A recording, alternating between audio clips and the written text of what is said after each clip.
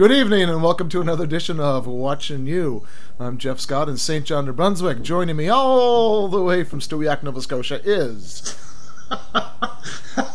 all the way. What's that? Oh, baby. Oh, baby. Well, you know what? I've said that so many times now. It's just automatic. It's kind of like it's kind of like Drew Carey, who says at the end of Price is Right, make sure you have your pet spayed or neutered. it's just automatic. So who I am is I'm Cool Uncle Jeff. Cool Uncle Jeff. Yeah, I've been named. Oh, who named you that? Ace Fury. Ace Fury. Yes, he said it was. I was reading some really kind comments about us on Kiss FAQ recently. Yes, I saw some of those. Another podcast was being criticized for ripping us off because for album art. Anyway, but anyway, long story short, someone was asking about different podcasts, and somebody was talking about us, and I tell you, it cracked me up because the guy said I really like watching these guys. It's kind of like watching your cool uncles. I was like, I said I can't help myself. I said I love that. I said so that's what I'm gonna go from now on. Cool Uncle So Jeff. Can I be Cool Uncle Jeff too? No, you got to come up with something else because I know he met me. He met me. I was the cool uncle. Oh, okay. You're a teacher. You can't be cool. I'll just be Mr. Scott. Mr. Scott, yes. Le professeur. Yes, can I get no more, Captain? I cannot do it. She's about to blow, Captain. She's about to blow. Yeah, so... Captain, they replaced me dilithium crystals with Folgers crystals. Oh, God. Okay, so yeah, right. Jeff Gray, a.k.a. Cool Uncle Jeff. Sure, why not? Kiss my ass, Jeff. Kiss my ass. Kiss your own ass. Yeah. If I could, I would. I know you would. You love your own ass. You do. If anybody's going to love their own ass, you would love your own ass. Almost as much as Paul Stanley loves his ass. Impossible. Did you see that video, by the way, of him at the that he did talking about his book at the? I've got a whole bunch of stuff I've yet to look at. I know Blair's been linking some stuff, and I just got Paul's book, so I heard so many good things about it. I want to read it. I hadn't planned on buying it for the simple fact that I have so many. I've got them all. I'm looking at them right now. I got Gene's and Peter's and Ace's. I've got Lydia's. I've got Ken Sharp's 2 books, and I thought, I know the story. Why do I need to read that story again? But just from hearing so many good things about it and some really eye-opening things that Paul reveals, I think it's worth a read. So it's an interesting interview. It's sort of like he kind of goes back and forth. Like I've said I think a few shows ago, I said I'd just really like to see the Rio guys. You know, I like to hear them just be honest, be forthright, be sincere, without all the shtick, without all the right. And I think we're tired of the shtick, and we want to hear something different. He did a lot of that. He was really forthright, I thought, and he still threw a few things in there, but mostly it was pretty honest, I'd say, in terms of, like, I felt like, remember we talked about who would we like to talk to? Yeah. Remember, so who would you want to talk to the most? And I said I didn't want to talk to him.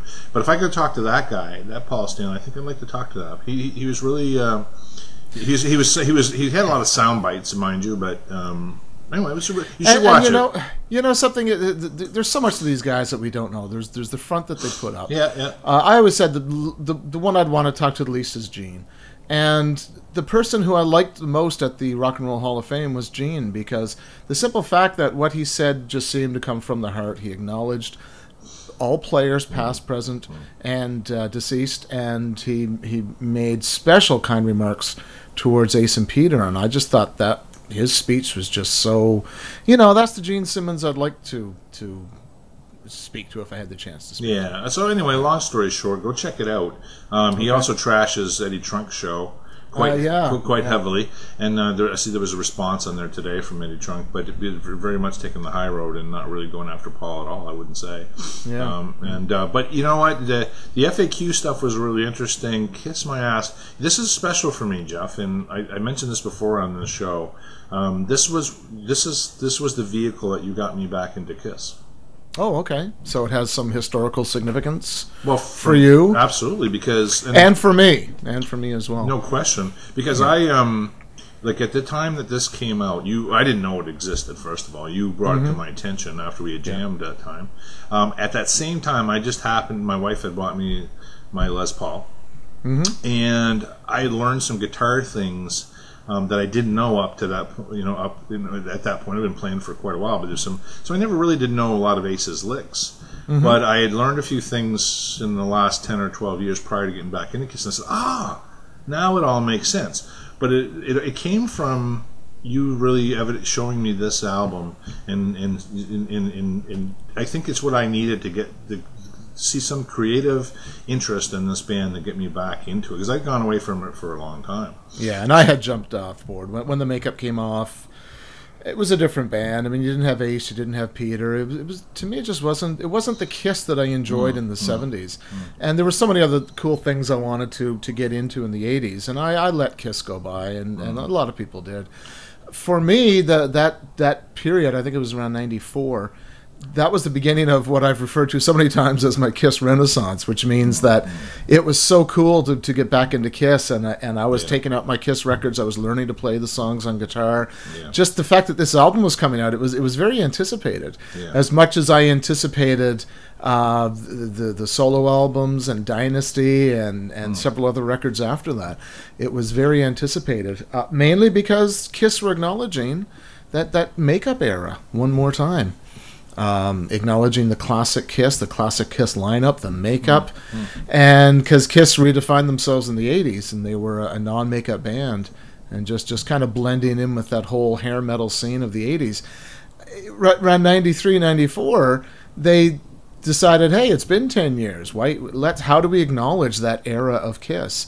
And that's my era, and for a lot of diehard Kiss fans, it's the same thing. It was a return to that era and celebrating that era, and that's what I wanted. So I never bought any, or I shouldn't say, I didn't buy very many '80s Kiss albums, non-makeup era. When this thing came out, I was in the record stores looking for it several times before I got one in my hands. It was for me. It was I needed to hear Kiss in a different way. I think if we just looked at the same Kiss songs over again, recorded just the way I'd always heard them, I don't think it really would have sparked that much interest. That was one part of it. The other part of it was who was involved.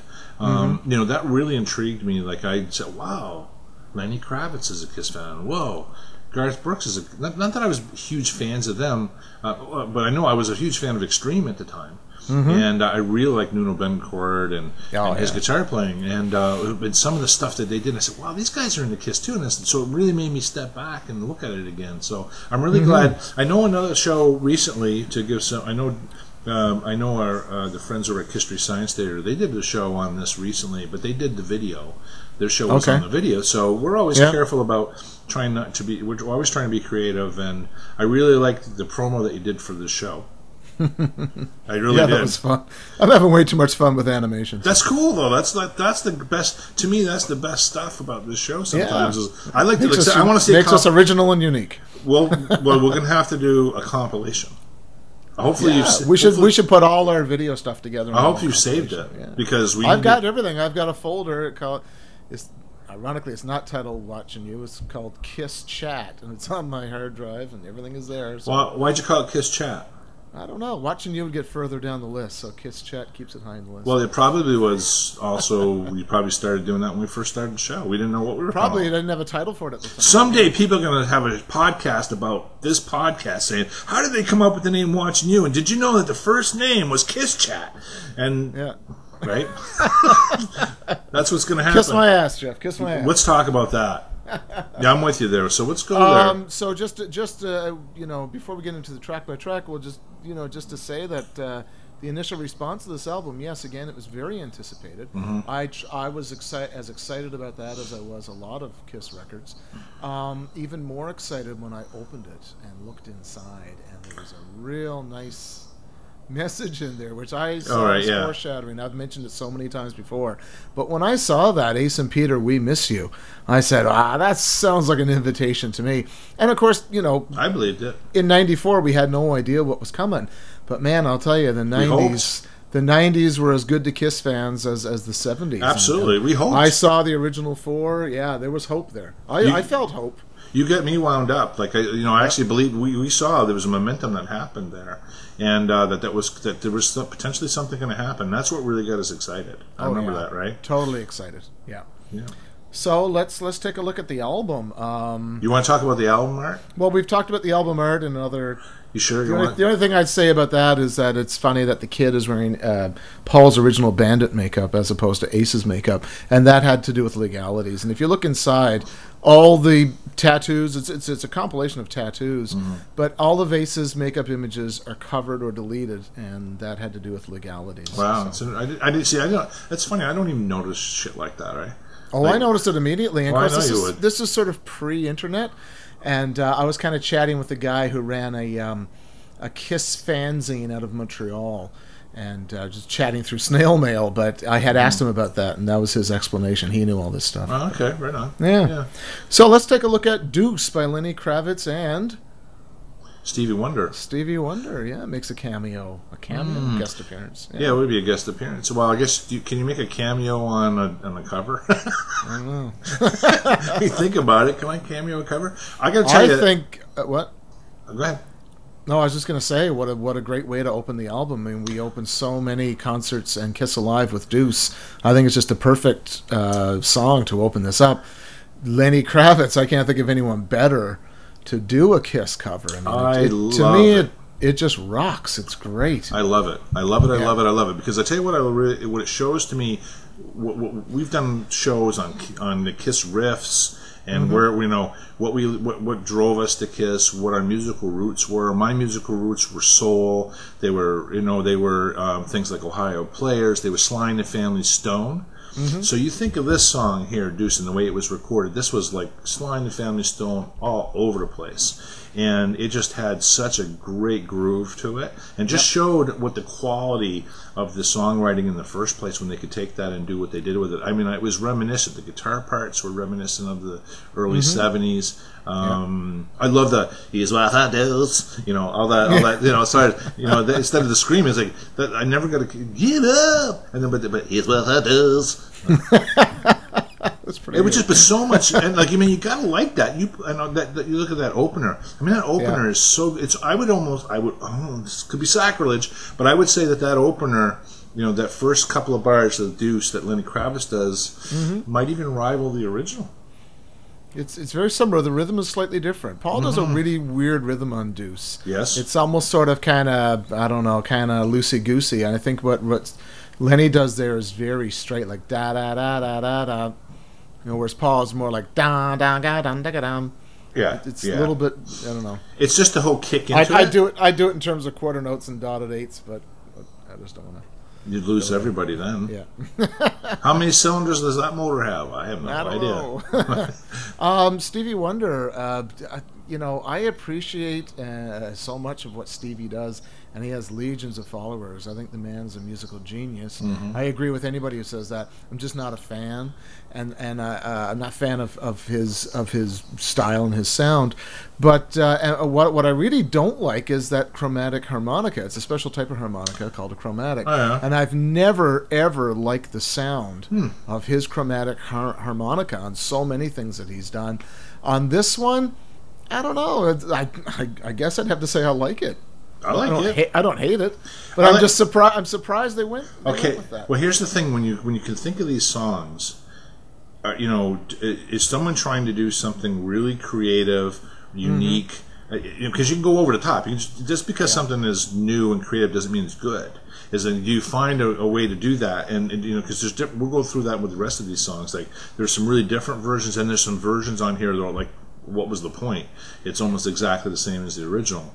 This song I thought was a perfect capture of creativity, capturing that 70s soul, dance music into the vibe of what Kiss was all about. And so I thought it was a perfect marriage of all those things.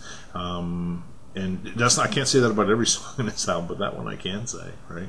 Yeah, it's cool. I like the where he's winding down.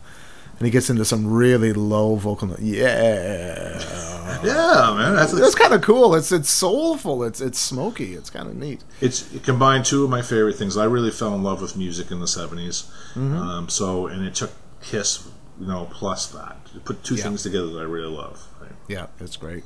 Loved it. Hard Luck Woman, Garth Brooks and Kiss. It's credited as both. Well, Kiss produced. Let's just mention that Paul and Gene produced the album. Yeah. I have, you know, I don't have as many details in front of me, but I'm sure that there's maybe some Eric and some Bruce in there somewhere. You know, maybe throwing in a bass line or a guitar lead or something. I don't know, but you know, Kiss did produce this, so they were in the studio working with the artists to make this album.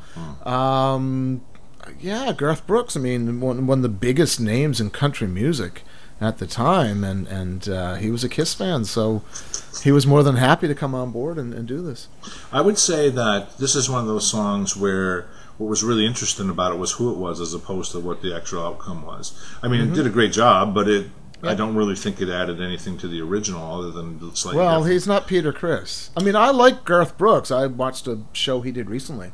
It was just amazing. He's probably one of the greatest entertainers in popular music, but he's not Peter Criss. But when you watch him, like you can see though, you know, this made perfect sense to me after the fact, because you know, you watch some videos of his live concerts, and it is absolutely unequivocally reminiscent of Kiss. He's coming up from underneath the floor, being shot up in the air. There's explosions. He's got, you know, he's playing like a rock star. He's not playing like a country star. He's not the best singer in the world. What act on the road today is not somewhat influenced, or at least cognizant of the things that Kiss had done? Anybody that's worth their salt has got some element of it, right? I mean, from a show perspective. Kiss redefined showmanship and theatricality. Absolutely. Right. You know, and them and Cooper really had that whole kind of idea going, and it just went from there. But yeah, so this song itself, and yeah, you know what? I don't think I ever spent a lot of time listening to it, and I didn't find it very revealing. But what was revealing was that he was a Kiss fan. You could really see it in things that he was trying to do, right? Yep. And you know, and so anyway, that's all I'd say about that. What did you think of it? I don't know. I like the song mainly because it's Peter Criss. That's what I like most about that song, and its tone, its guitar tone is beautiful.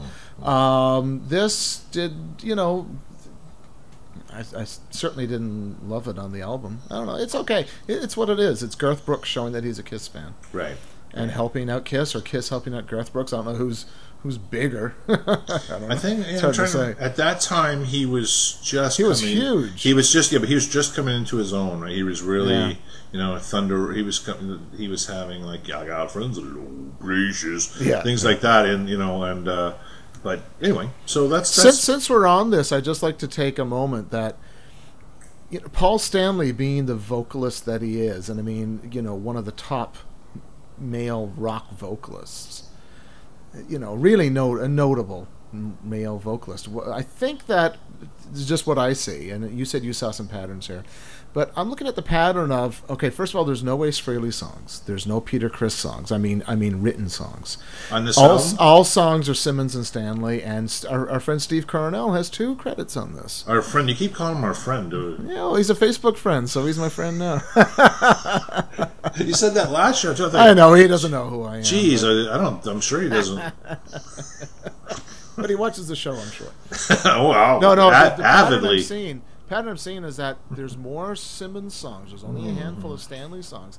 And the Stanley songs that are there, I don't think are those songs where someone is going to outdo Paul Stanley. Example, Hard Luck Woman never was Paul Stanley. Right.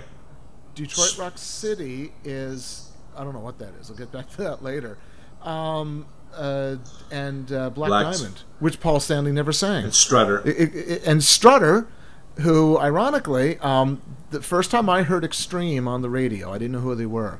I thought it was either Kiss or Paul Stanley solo. That's how much I thought Gary Cherone sounded like Paul Stanley. There was something new on the radio in the early 90s, and I said, I think that's either New Kiss or Paul Stanley doing something solo. Okay. So I think you can compare Gary Cherone to Paul Stanley. Interesting. But this is what I noticed about this album. There's no one on that album that's going to outdo Paul Stanley. Wow. That's my observation. Yeah, it's a good one. Yep. That's a good theory. We haven't talked about one of your theories in about 10 That's the only shows. theory I got. That's the only theory. It's a good one. All right. I like it's a good one, yeah. I like that theory. That's a good theory. Yep. So, She by Anthrax. So for me, this is interesting because at that time, like when I knew we were going to do this show, I thought about, you know, that particular song and that video and that band, and I was thinking, this is a band that I actually like now that I didn't care for then at all. Same thing with Metallica. I know you don't like them, so you don't have to say it again. But early, when Metallica and Iron Maiden and Anthrax were first out, I wasn't into that at all. For the record, I love Iron Maiden. I'm huge Maiden fan. But, you know, as for metal, I was never... Right, neither was I. It was like a fan of a lot of those. It was actually around the same time that I got into metal, actually. It was because I got into the Black Album. But anyway, long story short... so when I saw this video, what I would say about this one is that I thought the video was interesting. You know, Gene was in the studio with them. I think Gene and Paul were in there. Yeah. Gene's showing him how to play the bass part. I'm sure it didn't take the long. What's the guy's name? Scotty Ian. Scott Ian, the guy with he's bald with the goatee. He is now. I just remember seeing him learning some licks from the guys. Yeah, and I don't think they were really learning a damn thing. They probably knew it by heart because it's not for a metal band. For a metal band, it's not really hard to play. And you should see, if you want to see Anthrax live. Just while we're talking about this, go get the Big 4 DVD. They're amazing on it. I became a fan watching them on that. So anyway, but that song, what I thought about that song was, again, this is one of those songs where they just changed the sound, but I don't think they really changed this enough to make it work. What I find is the guitar tone. It's like on my guitar processor when I go from classic to thrash. You know, it's just like 10 times the compression, 10 times the grit. I think they played it well, but it's just that guitar tone is, to me, it just screams late 80s, early 90s. Well, metal. I would have appreciated it more if they had done something different with it. So, in other words, and to treat the song differently. Yeah, if you'd had the metal sound, thrash metal sound, and then did some some breakdowns in it. You know what I mean? It would have been more interesting. But really, it's a tribute. You know, they love Kiss, so you can't look. Scotty Ian, on his right leg, he's got Gene Simmons' face on there, tattooed. So he's a big Kiss fan. So you can't take that away from them. You got to give them props for that. But I just didn't see. Okay, so what? Okay, anybody could do. We could have done that. Yeah. What I really liked at the end of it was they broke into the Kiss Alive version with the big drum roll and then that riff. But that riff is Ace Frehley's riff, and nobody plays it the same way he does. No, I can't play it. I can't. That's a weird little riff. It's whacked, but he and nobody makes it. He pulls that off like he's just got his eyes closed and he sounds so different. It's the same. He plays so many things like that, and that's one of them. So anyway, again, a long story short, again, that one there, good job, but so what? Yeah, exactly. You played it twice, and you're thinking, well, so what? I don't really need to. I already got the original. Play that again. Exactly. Yeah. Right. Yeah. Christine 16 by the Gin Blossoms. And, there's a lot of bands on here, and I'm thinking, who? Well, I knew the Gin Blossoms. Gin Blossoms, but have they? I don't think they've done much. No, they haven't done much. Last 10 years. No. They were grungy at the time, right? Okay. Then when you think that this is one of those songs on there that you could see a grunge influence for sure, like the sort of the gritty kind of acoustic, guitars. That kind of sort. I wouldn't call it a Nirvana treatment, but it was very time period specific. It had that mid '90s sound to it. Christine, I thought it was rough. It showed that like especially in the chorus, it showed the musicianship wasn't really that strong. Like the smoothness of some of the guitar parts was missing. But it was, again, nice vocals. The guy has nice, rich vocal. Yeah, what I like about it. Yeah, I agree with you. I like the vocals on it, as opposed to the original. I don't think I do like Gene's vocals. I do. There's enough Gene material out there to prove that he has nice tone and pitch on some things. I'll just throw out like World Without Heroes as an example, but I don't think Christine 16 is a great vocal song. No. And I like the way the Gin Blossoms treated that one. Yeah, I remember and this is one of those things where we got to stop and say, okay, what do I think of it now? So it's one thing. What did I think of it then? And I liked it then. I remember when you and I were messing around with this. It got me back into the song. And actually, what it got me into was because of the way they played it, it was more obvious some of the chord progressions that Kiss used that weren't as obvious to me prior to listening to that version of it. Yeah. So I learned some of the little.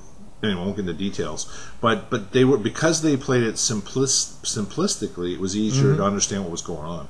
Yeah. Oh yeah. Right? Yeah. And just such a straight ahead Kiss tune. I mean, there's nothing challenging about Christine at all. It's I think if I was in the Gin Blossoms, I'd almost want to pick something a little more challenging. I tell you, I've played it live a few times, and it to make it flow is harder than you think. Like there's a couple, and I saw a video Kiss there a couple of years ago. They played it in the Australian sets, I think, and they screwed it up. That first transition, because it's out of sync, and then all of a sudden it comes together.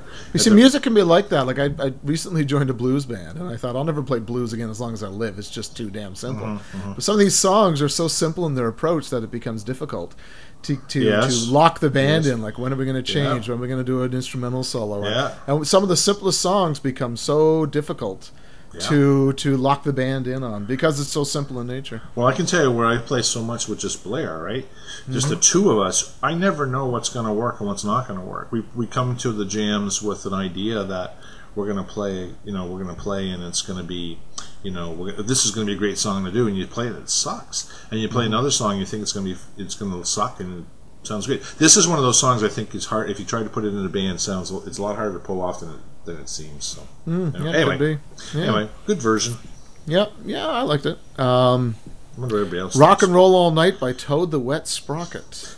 First of all, that's a hell of a band name, eh? Doesn't Rock and Roll All Night have to go at the end of the album? It's number 5. Yeah, well, this version of it probably wouldn't be a good show ender, right? But you know what? Who are Toad the Wet Sprocket anyway? No idea. They were there, and then they weren't there, and I can't help but see an American alternative rock band formed in 1986. Years active. 2006 to present, so I guess it was one of those versions that I despised at first. Yeah. But I grew to like. Yeah. Before we came on, I was doing a sound check, and I was playing it on my laptop, and I was singing with it. I was singing that background vocal. It's a nice little sing-along tune, isn't it? Yeah, it is. Yeah. It's not even. It's not the same. No, I picked it up on guitar and learned to play it, and it's got some nice acoustic little runs. It's one of the few songs on the album where they said, let's take this and do something with it, something different with it, which is great, and I think they've come up with a great song. My only problem with it is that treatment doesn't suit what the song is about at all. Yeah. What the song is about. True. Rah, rah, rah, rah, rah. And I can remember Lydia was describing the session where they brought in everyone. They brought in wives, girlfriends, whoever was there at the time, secretaries. They just brought everybody into a room and said, just even if you can't sing, just sing along. They wanted that rallying cheer, that bandwagon appeal. And when you do a line like you drive us wild, we'll drive you crazy. Yeah. That doesn't work when you do it with an acoustic guitar. You show us everything you got. baby, that's quite a lie.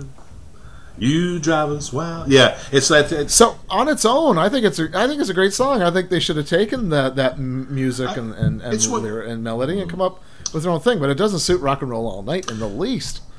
I think it's one of the better songs in the album, actually, and for that, but it's completely different. The chord progression isn't the same. No, it's not the same chord progression at all. It's a different key. It doesn't. It's closer to More Than a Feeling. If you sit down and play it on guitar. I'd rather them do what they did than do just a straight acoustic version of Rock and Roll All Night. Yeah, I actually don't like the acoustic. That's one of the songs I didn't like on MTV Unplugged. Some songs don't work with acoustic guitar. And that's one of them. It's because it's. I don't know. Like you said, I think you had. If you're going to do anything with this song, you had to do something completely sideways. Yeah. And I just find it is a good little. It's like a coffee shop song. You know what I mean? Yeah, you go to exactly. some. Oh, isn't that cute? Look what he did with that song. Singing about Tim Hortons chicks and and stuff like that. Like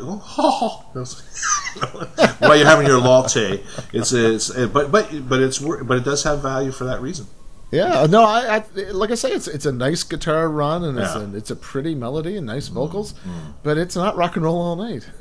No, and I commend anyone who set out to do a different version of it.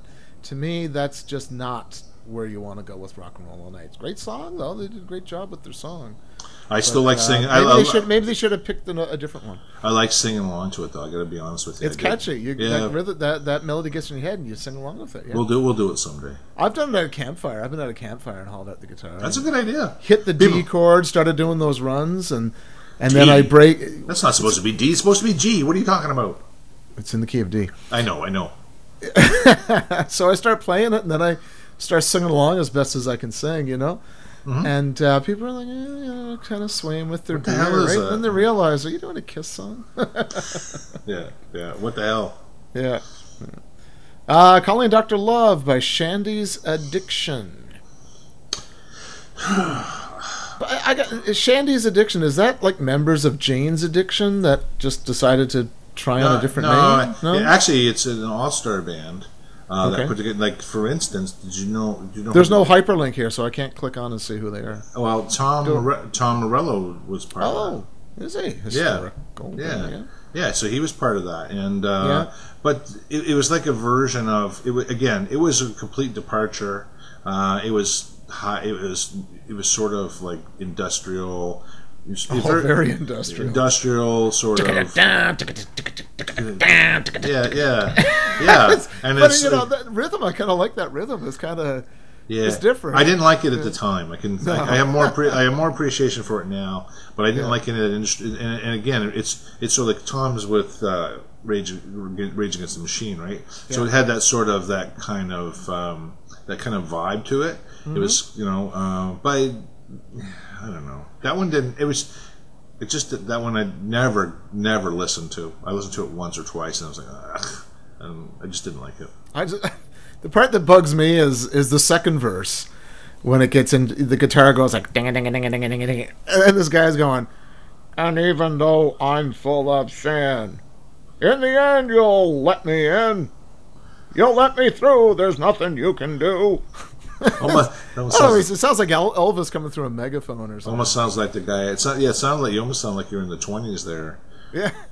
or at the end of The Elder. But there's some good vocal performance in that because you do that weird little bit. But answer please, get on your knees. That part's actually, I don't know who's the vocalist, but that's got some good balls behind it. I'd be curious. That's a good vocal performance, whoever it is. Well, whoever watches the show, I'd be really curious. I'd like to see their track by track. Like what's your favorite track? What's your worst track on this, and why? It is a good discussion piece because this is and try to remember what it was like when you first heard it. And then what do you think of it now, right? So that song, I never did catch on for me. I never did spend any time with it. I couldn't even tell you that much about it. Well, you play it. I know at the time what I wanted to hear were, good treatments of the Kiss music. That one and Rock and Roll All Nite were just way, way out there. And for me, it was too far out there, and I couldn't really enjoy it.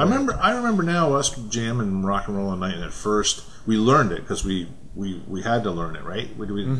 So, and I remember we thought it was weird, but I remember we started playing and singing it a little bit, and we kind of had fun with it. But this one here, we never went near. No, it's bizarre. Yeah. Yeah, Going Blind by Dinosaur Jr. and Steve Carnell's other songwriting credit in this, and the other one was She. To me, this was the original version grunged up. Yeah, there's not much of a difference between them. It's just the guitars are just grunged up. That's all. But you know something? The guitar solo on that, I mean, that's a great solo. But my God, it just squeals. And I don't mean squeal in a bad way. I mean, put it on. If you haven't listened to the album, just go straight to Going Blind and go to that guitar solo. My God, the tone and the it's almost like someone crying. It squeals in a good way. I just love it. My God, he just hits some major tone. I found the vocals odd and disturbing. It's kind of almost more lecherous than what Gene was doing, Yeah, that's it. I'm 93, you're 60. Yeah, it's almost. How much deeper can you go? I don't know if it's in a different key or not. I haven't played it. I don't know what key. I think it's in the same key. And my impression. I haven't learned it, but my impression. I listened to it again. And my impression was that there wasn't any change there, but it was the vocal treatment and the grunging up of the guitars, right? Yeah. Well, I don't know what the vocalist is trying to achieve there. I mean, and I know how it's to be. But he's getting really deep. Like, come on, baby. You know, like those singers of the 70s who were doing. And who are they? I don't know who they are. Dinosaur Jr. Not the mama. I would almost rather. I mean, I know these are the people who were. They're from Massachusetts, formed in 1984, 2005 to present, so they're still active.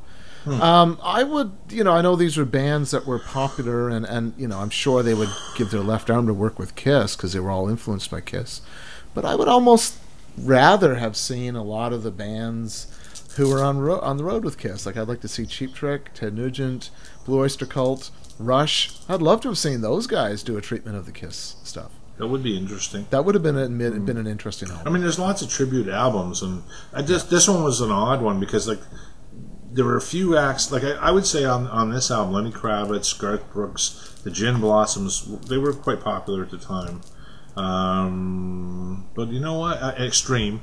Other than that, though, everybody else is fairly obscure. Yeah. I've heard of some of these, but I don't know where they are. Yeah. So, anyways, this one's. Yeah. No, I say the only redeeming thing about Going Blind is that guitar solo. He just nails it. I'd have to say, almost sounds better than the Hotter Than Hell version. Of course, Hotter Than Hell, we ripped that apart in the last episode in terms of tone. It's a very dark sounding album, but I just love the guitar on Going Blind on this album is just killer. And there's no lead break on Going Blind on Hotter Than Hell, I don't think, is there? Oh, yes, there is, yeah. It's very similar to Ace's version. The notes are similar, but I think he does a better job on this. Oh, it's escaping me at the moment for some reason. Yeah. No, there's a lead break in Going Blind. Yeah. Oh, I'm sure you're right. Yeah. I will listen to it again. Strutter by Extreme. Yeah. Oh, by the way, not only did they cover Strutter, but they actually covered paid homage to 4 Kiss songs in that one song. Can you name those 4 Kiss songs, Jeff? No, I can't. I can't. Because if I listened to it again, I could, but I know they did that, but I can't remember what it was. Well, in sort of the outro verse, the chorus part, in the background vocals are shout it, shout. Yeah. So they do shout it out loud. There's the guitar break from God of Thunder. The guy says, "Give me some thunder," and then Nuno goes into this dun dun dun dun dun dun dun dun dun dun dun. So he does that, then at the very end, when it sounds like the song is done, you can hear. I guess it's Gary Schroens. He goes, "I got the ending. I got the ending. I got the ending." He goes, da da da da da da da. So there's this little bit of love gun. A little bit of love gun, yeah. So I was like, it's like these guys are saying, well, how many Kiss songs can we pay homage to? Well, they were doing one song on the album. They were known for doing these little things like that because they did that at I think it was the Freddie Mercury concert. Okay. Freddie Mercury or the tribute concert. Yeah. They did a set of Queen tunes there that were really cool. But they're very cheesy versions. You know what I mean? Like this was that's what I found about Strutter was that the first part of it to me was it really didn't have much to do with the song. Well, it doesn't have that drive. I mean, Strutter has a nice drive to it, right? Yeah, it's really and they're really laboring it out, you know. Yeah, I didn't really. I mean, I liked Extreme, so I remember being quite disappointed because it really didn't showcase them all that well. I didn't think. No, I don't think as an Extreme song, I don't think it's that great. No, definitely not. And again, as far as Strutter, definitely wouldn't be in my top few on this album.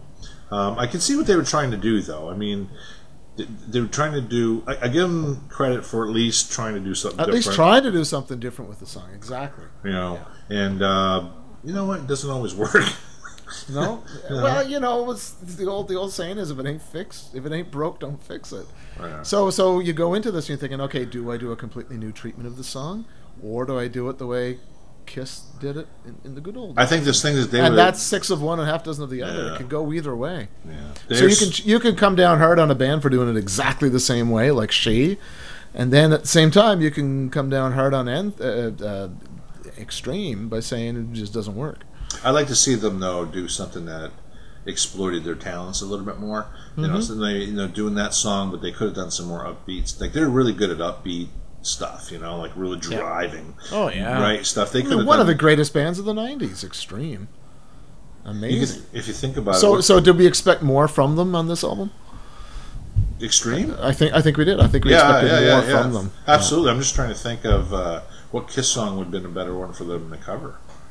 You know, gosh, if you think, and going back to, you know, anything because nothing that Kiss did was really, you know, would have been if they could have done, you know, what would have been neat would have been "Let Me Go Rock and Roll." The live, if they'd have done that, because Nuno Betancourt, you know, doing some of his stuff on top of it, you know, what Ace was doing, would have been really interesting. So, but I was like you, I was a little disappointed in it. Yeah, it's a different version, no doubt about it. Yeah, I think if it just had the same energy as Strutter, the original Strutter, it just doesn't have that energy at all. No, it just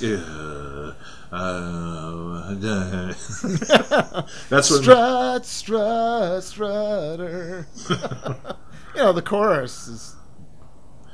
See, what's great about the chorus is, you know, the chorus doesn't depend on anything vocally, because Paul just goes Strutter. Yeah. But it's that da da da da da. That's what gives you the not really a chorus, is that guitar riff, and whereas Extreme relied more on vocal work. Strutter. Well, now that you mention it, now that you bring that up, actually Strutter, like you said, really didn't have a chorus. No, it doesn't. How many songs? It's just a breakdown, I guess. Which is the chorus, but really became, because they could have put words to that, but they were smart enough just to make it music because the music was so cool. Yeah, Rock Bottom's kind of like that too, right? Rock Bottom. No, that's a definite chorus. It's got more words to it, but it really relies on that riff. It does. You know, those chords put together into a riff that really drives home. I think "Rock Bottom" is one of the most underrated Kiss songs that there ever was in the history of mankind. Yeah, Room Service and Let Me Know. There's why these are not on Kiss Alive. I don't know. Well, Rock Bottom is. It is, and that's the version I'm talking about. So, yeah, that just rocks. But you know, they did that in the reunion tour. You know, I got a lot of cool stuff on the reunion tour. Stuff that they had never, ever done for years and probably never will do. But Rock Bottom was one of them. It was cool. Yeah, I like it a lot, and I think you're right. I think there are some similarities in those, in the sound and actually how you actually play them. They're pretty similar. Yeah, exactly. The biggest surprise I saw on this album was Plaster Caster. Because to me, that was like this really dumb song on Love Gun. And I thought, there's this whole plethora of great Kiss music. I don't mind the song, but I'm just surprised that one got chosen. I'd never... Well, it's interesting. It was there. I wouldn't have considered it. They did it on MTV Unplugged as well. Yeah. Who was it? The Lemonheads. Yeah. The Lemonheads. Yeah. Yeah. Again, the same thing I thought about was just the same thing I thought about Going Blind. It's just a grunged up version of the original. The guitars, and you know that's the time. This 1993, 94. You're right in the heart of grunge. Yeah.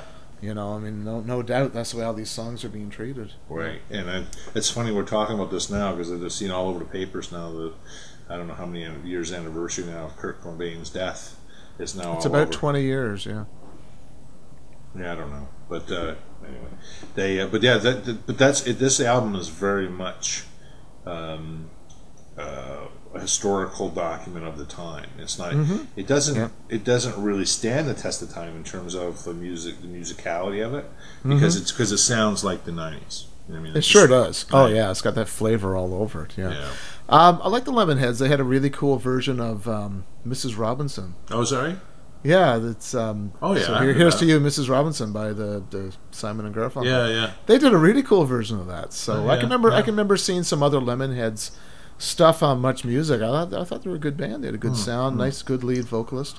I can't get the song in my head right now, but there was nothing about Plaster Caster that really turned me off or turned me on another way. Again, it was just a straight ahead remake of the song with nothing really different happening with it. There's like 3 or 4 songs on the whole album that really stuck with me. Yeah. Detroit Rock City by the Mighty Boss Tones. I Not hated just it. the Mighty Boss Tones, but the Mighty. Well, they had to do that because there was already a Mighty Boss Tones, so they had to come up with. There was another band called the There Mighty was, Boss well, it's like on Spinal Tap, we were originally the Originals, but then we found out there was another band already called the Originals, so we called ourselves the New Originals, and then we had to change ourselves to the old New Originals. Yeah, then it became the Talisman, right? Yeah. Pop, look, and listen. Where are the flower people? Listen. Shh.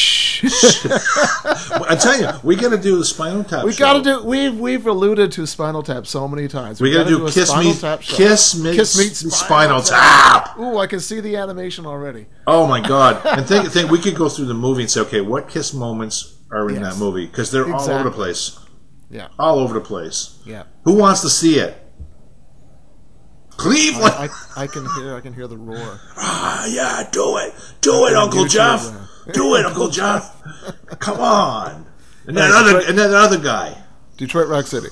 Oh, you want to rename the show Watching You, featuring Uncle Jeff and the other guy. No, cool Uncle Jeff and the other guy. Cool Uncle Jeff and the other guy. The guy who does all the art stuff. Yeah. Detroit Rock City. Yeah, I hated it. Despised it. I couldn't. Whatever. You want to know something? The Mighty Boss Tones are just a friggin' cool band. I heard something by them on the radio, or heard it somewhere, and I went out and bought the CD. It was in my car all summer, whatever summer that was, 95 or 96. Yeah. They're like ska on speed. It's just amazing stuff. It's great. The energy and the saxophones and the trumpets. And I hate all that It's stuff. Cool. Oh, I love their sound. See, I thought the Boss Tones were an amazing. I gave them zero chance. It's not their fault. I just gave them no chance. Outside of this album, Boss Tones, chuck them out. Amazing. Oh yeah. But this, I thought it was cool the way they got into the breakdown. Da da da da da da. Yeah. They did it with saxophones and trombones. It had this great ska, jazzy, big band sound. I thought it was great. What kills it for me is the lead singer, and he sings well on their original stuff, but on this, I don't know what he was trying to do. I didn't. You know what? I'll admit there are times in my life when I am intolerant, and it doesn't happen too often. But this is one of those occasions where I just heard it and said, no, not for me.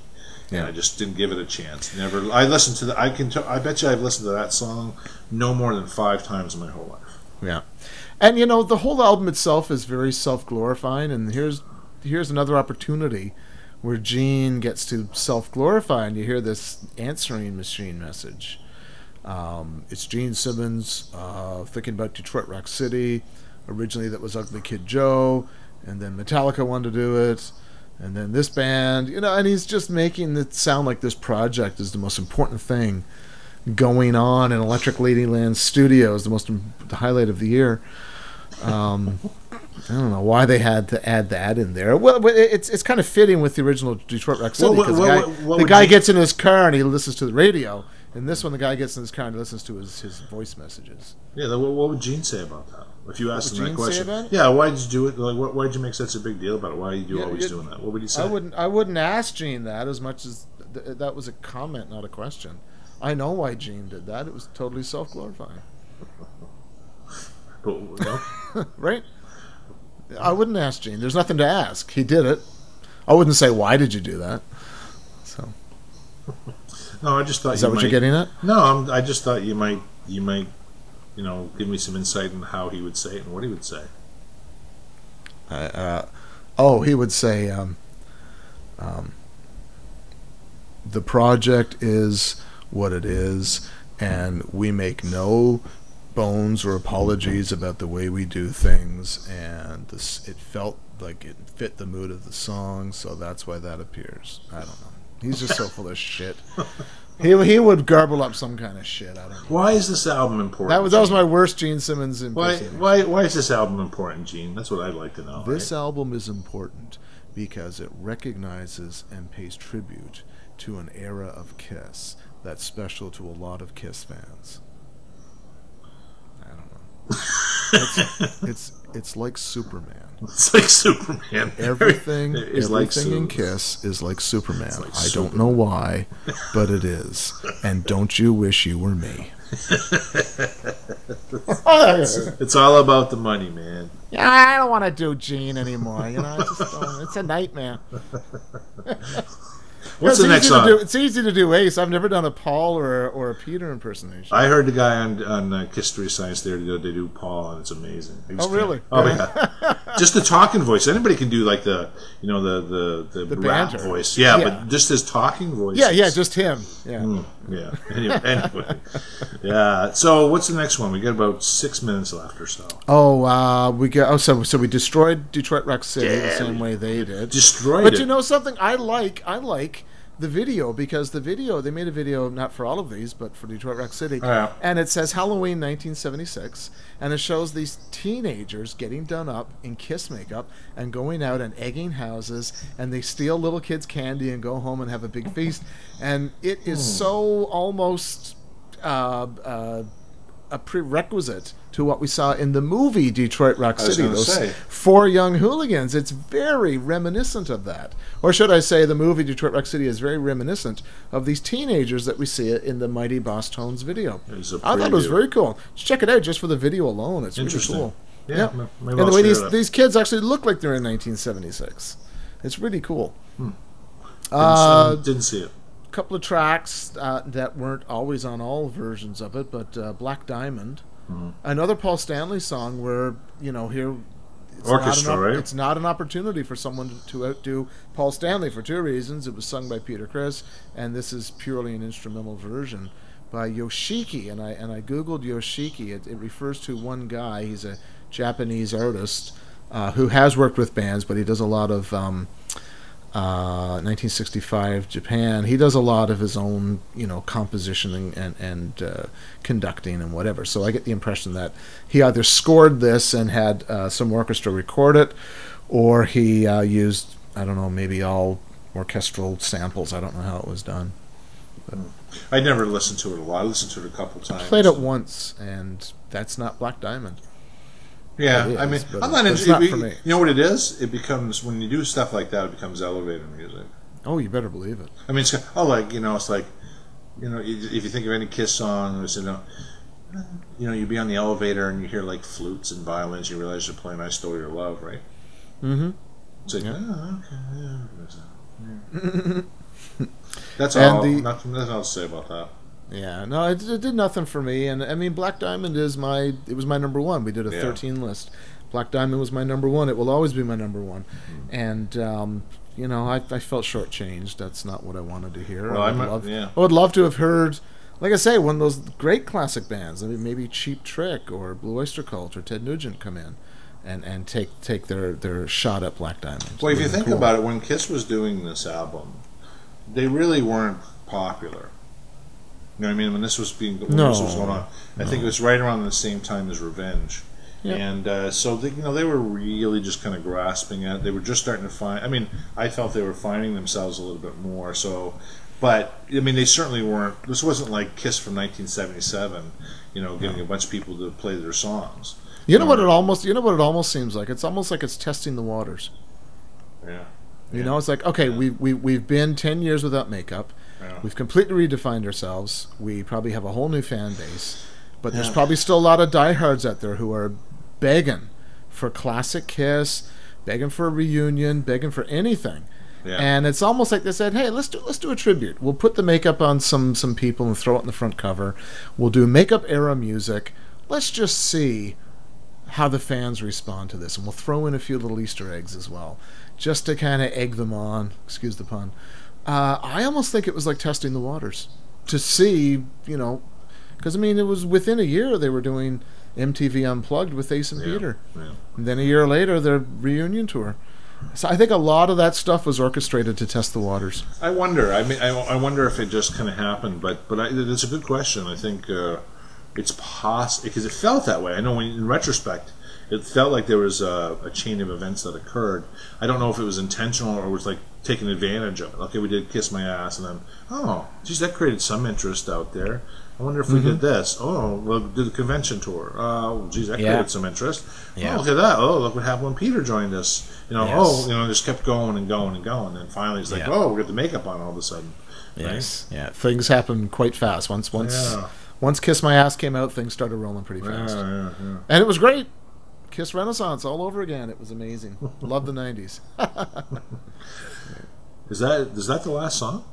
The Wikipedia page I have open lists another track on the German version. There's a German band called Die Arste or Arste or something. I don't know. They did a version of Unholy, so it's only on the German version. Yeah. I never saw that. I never heard it. So Vinnie Vincent gets a songwriting credit, but only on the German version. So I don't think it's sold as many copies in Germany as all the other copies. Was Vinnie Vincent part of that song? Vinnie Vincent. Well, hold on now. Unholy, Simmons, Vincent/Vincent. Really? Now, Unholy appears on Revenge. Revenge. So this might have been something they brought Vinnie Vincent back on board, or maybe it was just something that was lying around before. I had no idea that was the case. Yeah. See, Vinnie Vincent. I love all the photobomb pictures that people made of the Rock and Roll Hall of Fame, where they photobombed Vinnie Vincent in the background. Yeah. Poor Vinnie, my God, he's being raked over the coals. Well, great guitar player. That proves that it does prove, though, since he has songwriting credit on Holy, that does prove that he saved Kiss. No, I don't know. I never took too much to that debate. I don't really know. I don't know. Well, what does it mean? All I know is that Vinnie Vincent did a lot of the songwriting and a lot of the guitar, or almost all the guitar, in Creatures of the Night. So to me, Vinnie Vincent's picture should have been on the cover of Creatures. But then again, Peter Criss's image is all over Unmasked, and he didn't do one iota of work on Unmasked. Yeah. He's on. It all came down to image and them trying to hang on to any remnant of the original band, or as much remnant of the original band as they could, to try to keep those diehards on board. But still, I'd like to have seen Vinnie on the cover of Creatures. I want to know what was in those tubes that they were drinking in the Lick It Up video. They were remember that milk. They're white Russians. It looked a little bit thicker than that to me. The cream. I think it was pudding. Pudding. Yeah. Vanilla pudding. I think it was pudding pops without the stick. It's gross is what it is. I mean, no one's ever done that in a video. So Kiss My Ass. So, you know what? I have fond memories of this. And yeah, again, me too. Because, again, for you and I always think of you. I think of. Well, thank you, Jeff. I do because I have that. I shared a picture of that video. You had given me that video. I still have it. So when you come here, I get a couple things to give back to you. But that's one of them. Is that video? That video, the Mike Douglas video, the whole TV appearances, the whole discussion that you and I had of learning to play some of those Kiss, to get us back into playing some Kiss songs together. So that's what it does for me. It's reminiscence. It allows me to reminisce on that to that time. Definitely, and for me, it's a milestone because it got the wheels rolling for the reunion of the '90s, going back to the original band, the original makeup. That's what Kiss My Ass means to me. It's the beginning of that late '90s, mid to late '90s period where Kiss was just so much more fun, like all over again. It was rock and roll over. Yeah. It was great. Great time. It was a great time. I saw them live. It was fantastic. There you go. It's a good topic. So we'll figure out what the next one is. But I guess so. For everybody who watches the show, give us some feedback like you always do. Yeah, let us know what you think of the album Kiss My Ass, your favorites, your least favorites. And I'm sure you have some tidbits of information that we've totally glossed over. Yeah. I'm sure people out there will know more about it than we would. So I guarantee that. Yeah. That's absolutely a guarantee. So that's a fun, tight little topic. It was, yeah. Yep. So we got less than a minute. So we'll sign off. Yeah. So it was nice seeing you again, Jeff. You too. So this is Jeff Scott in St. John, New Brunswick. And Cool Uncle Jeff in Stewiacke, Nova Scotia. You're just too cool. If you say if you know the Billy Joel song, then you would call it Stewiacke. Stewiacke, yeah. For sure. Yeah. Have a good night, folks, and we'll see you next time on Watchin' You. Yes, thank you for watching. Bye-bye.